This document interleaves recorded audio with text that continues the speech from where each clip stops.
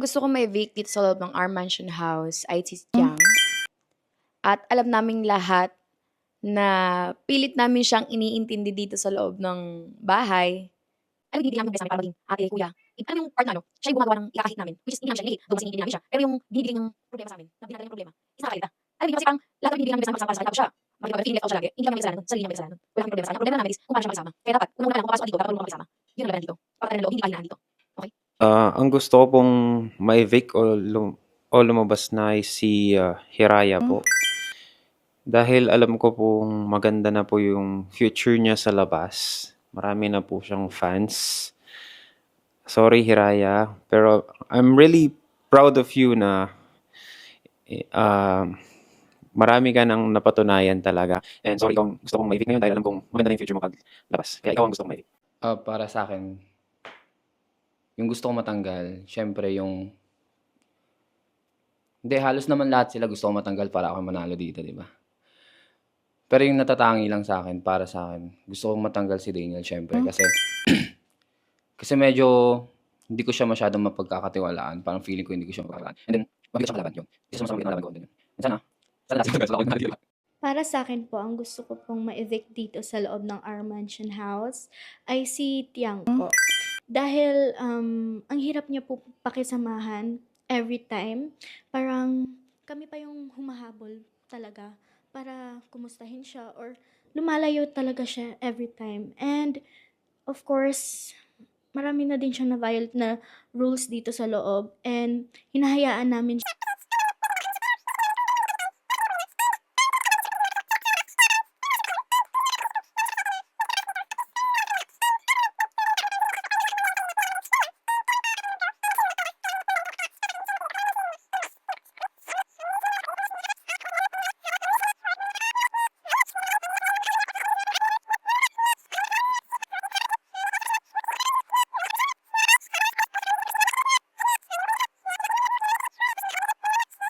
Para sa akin, ang gusto kong ma-evict is si Tiang.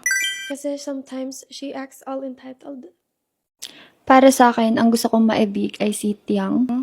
Kasi minsan, hindi siya nakikipag-socialize sa ibang housemate.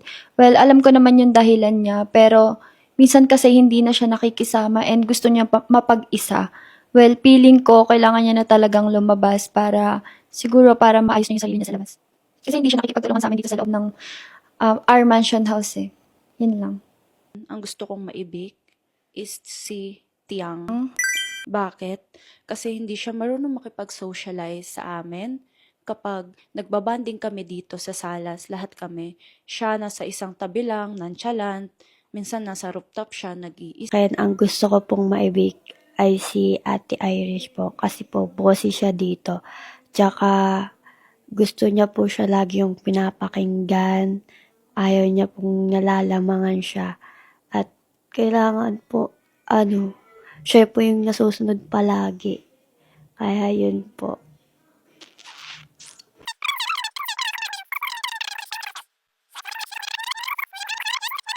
Kaya ang gusto ko pong maibig ay si Ate Irish po kasi po bossy siya dito. Tsaka gusto niya po siya lagi yung pinapakinggan. Ayaw niya pong nalalamangan siya. At kailangan po, siya po yung nasusunod palagi. Kaya yun po.